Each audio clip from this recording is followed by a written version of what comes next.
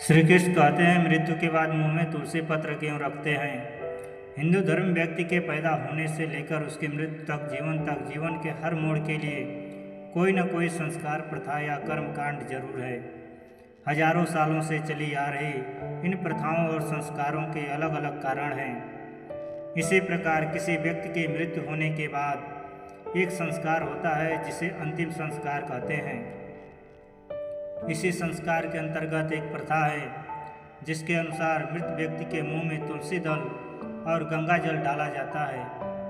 दरअसल यह कहा जाता है कि जब आत्मा मृत्यु के बाद यमराज के पास जाती है तो उसे अपने कर्मों के अनुसार यातनाएं झेलनी पड़ती है। इसलिए जब मृत व्यक्ति के मुंह में तुलसी दल रखा जाता है तो यमदूत सामान्य की अपेक्षा थोड़ी कम यातनाएं देते हैं। हिंदू धर्म में गंगा जल को पवित्र माना जाता है और गंगा जल को अमृत के समान माना गया है। यह भी मान्यता है कि गंगा जल में स्नान करने वाले व्यक्ति के सारे पाप धुल जाते हैं। इसलिए जब व्यक्ति मरता है तो उसके मुंह में गंगा जल डाला जाता है ताकि उसको पापों से मुक्ति मिले। तो दोस्तों, इसी के बारे में विस्तार से कथा के माध्यम से बताने जा रहे हैं। इसलिए आप लोग इस कथा को आधा अधूरा सुनने की गलती मत करना, क्योंकि पाप भी लग सकता है।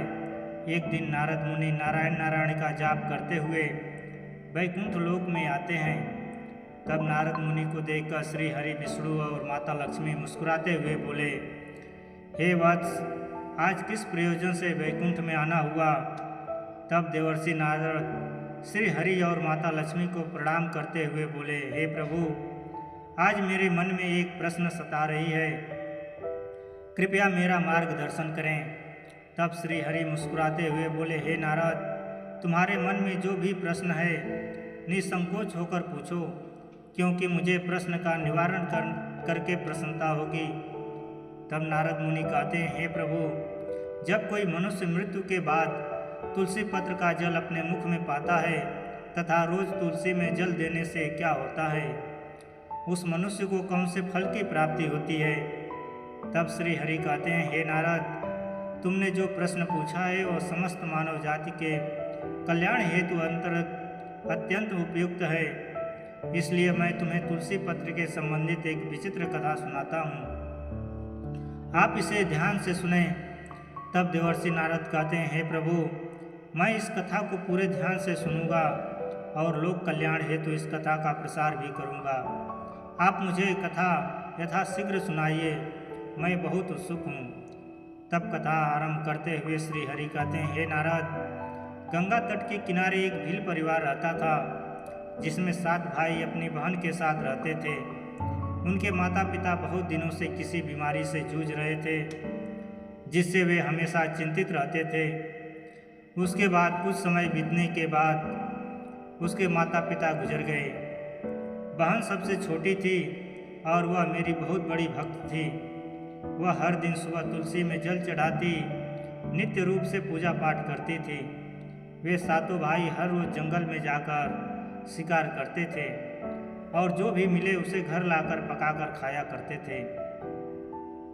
उनका यही नित्य काम था और बहन घर के काम करके भाइयों की सेवा करती थी और उनके लिए खाना बनाती थी। फिर एक दिन उसका हाथ एक छुरी के कारण मछली को काटते हुए कट गया, जिससे उसके हाथ से खून बहने लगा। उसने जब उस रक्त को दीवार में पोंछना चाहा तो सोचा कि भाइयों को इस बात का पता लगने पर उन्हें तो बुरा लगेगा और अगर कपड़ों में पोंछ लूँ तो वह भी उनकी नज़र से नहीं बच सकता।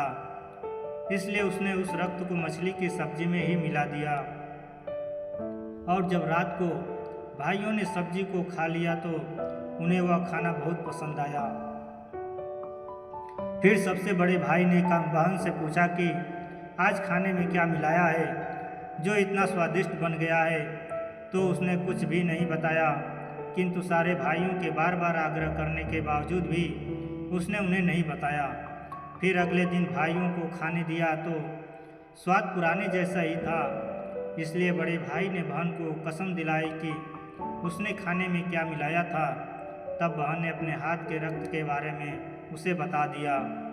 फिर मित्रों श्री हरि कहते हैं, हे नारद, बड़े भाई के कुटिल दिमाग में एक बुरा ख्याल आया कि क्यों ना हम अपनी बहन को ही मारकर खा जाएं, क्योंकि उसके रक्त की चंद बूंदें ही इतनी स्वादिष्ट थी, तो फिर उसका मांस कितना स्वादिष्ट और मुलायम होगा, बहुत ही आनंद मिल लगेगा खाने में।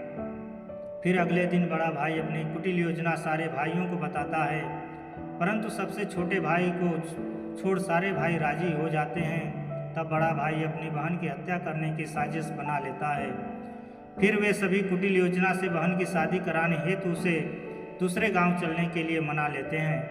फिर वे सभी अपनी बहन के साथ रास्ते की एक छोटी गुफा में ले जाकर उसे बांध देते हैं और उस पर बाणों से वार करना शुरू कर देते हैं। तभी उस स्त्री ने मन ही मन ईश्वर की प्रार्थना करते हुए कहा कि हे प्रभु, अब आप ही मेरा रक्षा करें। तब एक चमत्कार हो जाता है। जब वे भाई एक एक करके बहन पर बाण चलाते हैं तो उनका निशाना चूक ही जाता है। अंत में सबसे छोटे भाई को बाण चलाने को कहते हैं, किंतु वह मना कर देता है। तब सभी भाई उसे ही जान से मारने की धमकी देते हैं। तो बहन स्वयं मुझसे विनती करती हुई बोली, हे प्रभु, अब आप मेरे छोटे भाई की रक्षा करें और मेरे प्राण लें। ऐसा कहते ही सबसे छोटे भाई का बाण बिना निशाने के ही बहन के सीने को भेद जाता है, जिससे इसका देहांत हो जाता है। फिर वे सारे 6 भाई अपनी ही सगी बहन को काट कर पकाते हैं और आपस में परोसते हैं और अंत में सबसे छोटे भाई को उसका सिर खाने को देते हैं, जिसे वह देखकर अत्यंत दुखी होकर मन ही मन बहुत रोता है। उसने अपनी कपड़ों में एक मछली का टुकड़ा छुपा कर रखा था, तो उसने उसी मछली को ही खाने में मिलाकर रखा, खा लिया।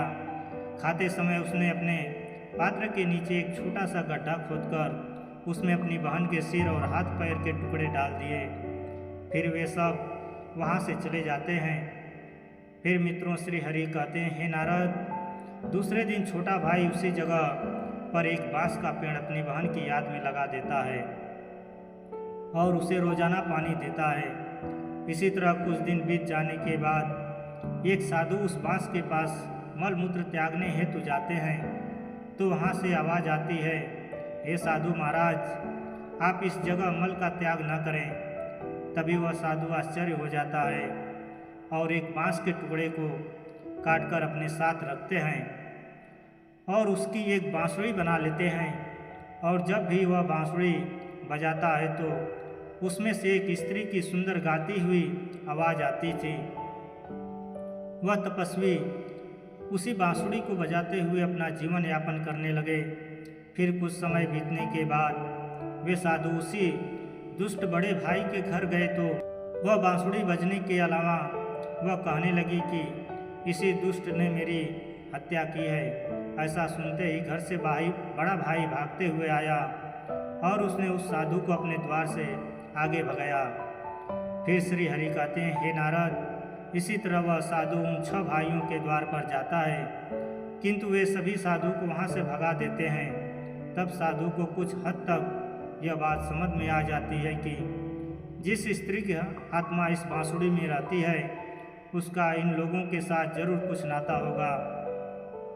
किंतु बेचारा साधु उन सभी के साथ कुछ भी नहीं कर सकता था, इसलिए वह फिर अंत में 7वें भाई के द्वार पर जाता है।